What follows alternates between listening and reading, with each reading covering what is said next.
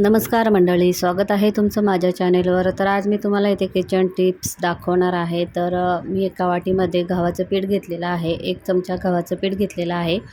त्याच्यामध्ये मी अर्धा चमचा अ, मीठ टाकलेलं आहे. आणि आता इथे त्याच्यामध्ये मी भांड्यांचं जे आपलं लिक्विड असतं ते घेतलेलं आहे. आणि मग त्याच्यामध्ये थोडंसं पाणी टाकायचं, एकदम पातळ करायचं नाही, असं घटसरच ठेवायचं आहे. आणि मग ते आपल्या एका स्क्रबनी मी आता इथं गॅसची शेगडी घासून दाखवते तुम्हाला. तर तुम्ही बघू शकता शेगडी किती खराब, म्हणजे आता जेवण झालेलं आहे. तर ती खराब दिसत आहे, म्हणजे झालेली आहे, पिठाने वगैरे पूर्ण माखलेली आहे. तर ती आता घासून घेते.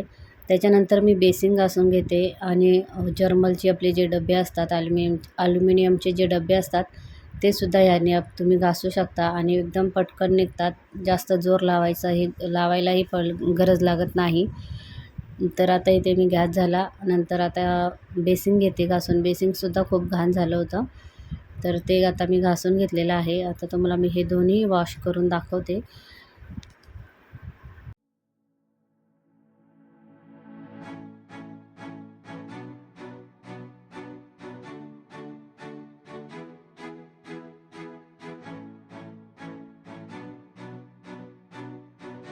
तर एकदम छान निघाली आहे गॅसची शेगडी, एकदम चकचकीत आणि चमकत आहे. तुम्ही बघू शकता कसे भारी झालेले आहे. नंतर तुम्हाला मी बेसिंग दाखवते. तर बेसिंगसुद्धा आपलं छान निघालेलं आहे.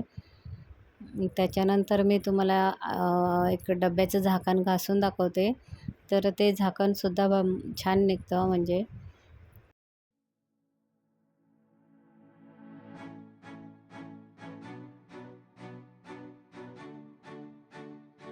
तर हे डब्याचं झाकण आहे, तुम्ही बघू शकता किती खराब आहे, झालेलं आहे. तर ते सुद्धा मी आता घासलं, तर मस्त चमकत आहे.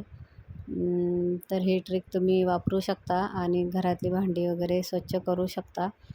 तर एक मी असाच घरी जुगाड केला. माझं हे भांडे ठेवायचं रॅक आहे, जाळी आहे भांडे ठेवायची. तर त्याला मोठमोठ्या हे लावलेलं आहे. तर त्याच्यामध्ये जर चमचे घासून ठेवले तर ते खाली पडायचे. म्हणून मग मी आपलं जे ब्रश ठेवायचा बॉक्स असतो ते इथे लावलेलं आहे.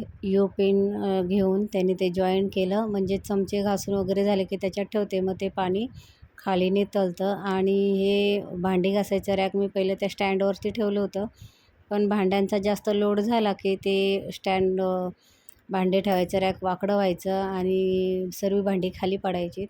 मग हे एक माझ्याकडं ताट होतं, ते थोडं त्याला एक चीर गेलेली होती. मग मी काय केलं, त्या ताटावरती भांड्यांचं हे रॅक ठेवते, म्हणजे पाणी त्या ताटात पडतं. ताटातून मग ते खाली एका साईडनं जातं, म्हणजे किचन ओटासुद्धा ओला होत नाही आणि भांडी पण चांगली राहतात, स्टँड वाकडं होत नाही. नंतर एक टिप देते मी तुम्हाला. आपले 8 दिवसातून एकदा तरी घरात जे आपण भांडी घासायला स्क्रब वापरतो, कात्या वापरतो, तो स्वच्छ धुवून घ्यायचा.